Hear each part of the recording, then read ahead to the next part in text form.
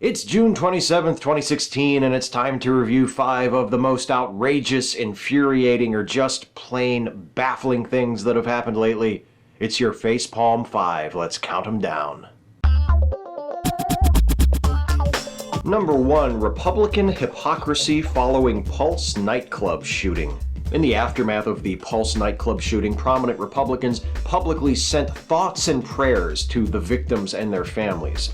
Many in the LGBTQ community did not welcome these Republican sympathies with good reason. First, it's virtually certain that no action will accompany those thoughts and prayers, as Republicans will continue to obstruct all efforts to reduce the number of gun-related deaths in the United States every year. And second, many of those same Republicans have been stubborn opponents of gay rights for years and have recently supported discriminatory, dehumanizing legislation meant to keep trans folks from being able to use the public restrooms of their choice. So, you consider all of that and, I don't know, kind of makes the sympathy feel a little hollow.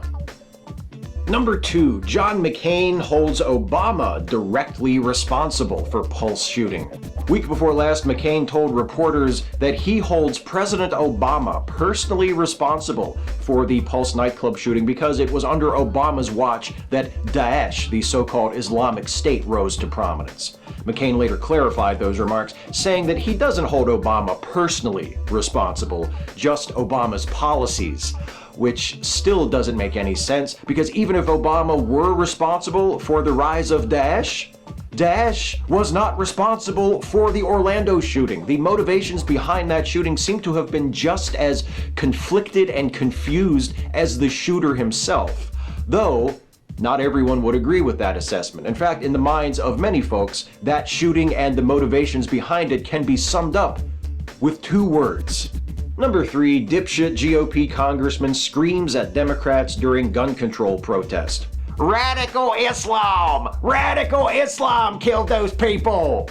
Those aren't my words, though that is my natural accent. Those are the words of Representative Louie Gohmert, who shouted them while interrupting last week's sit-in on the House floor by Democrats demanding a vote on gun control legislation.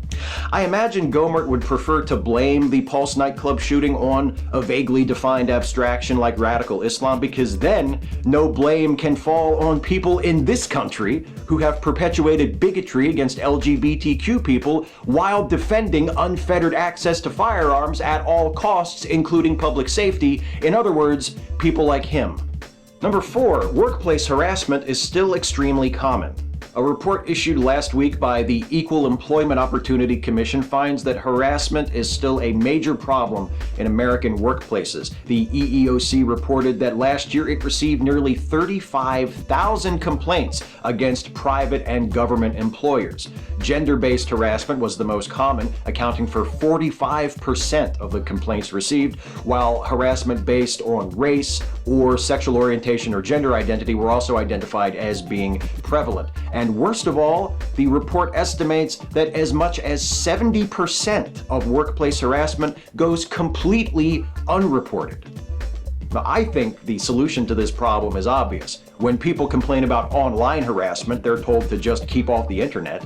So why can't people who are experiencing harassment in their workplaces just not go to work? No need to thank me. Number 5, UK votes to Brexit European Union. On Thursday, 52% of voters in the UK voted to leave the European Union. Nigel Farage, one of the leaders of the blatantly anti-immigrant Leave campaign, said this victory had been obtained without having to fire a single bullet. Technically, he's correct. The white supremacist who murdered MP Joe Cox while shouting "Britain first" the week before was carrying a shotgun, and shotguns don't fire bullets. To my fellow Americans, I hope we take note of this result. Just because someone starts out as a xenophobic punchline doesn't mean that they can't win elections.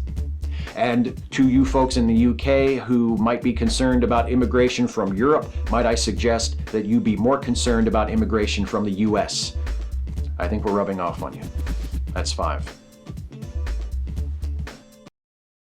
Hey folks, I hope you enjoyed this one. If you did, please like, share, and subscribe. And also please consider helping me to make more videos like this one by supporting this channel through Patreon. You can go to patreon.com/Steve Shives and become a patron of this channel for as little as $1 a month. But if you choose to pledge at a level of $5 a month or more, you get a shout out at the end of the Facepalm 5, just like these folks. Allison, thank you, Allison. Sharon, thank you, Sharon. Rachel, thank you, Rachel. And Aglaya Venters, thank you, Aglaya. Thank you to everyone who supports the Patreon campaign. Thanks to all of you for watching, and I'll see you next time.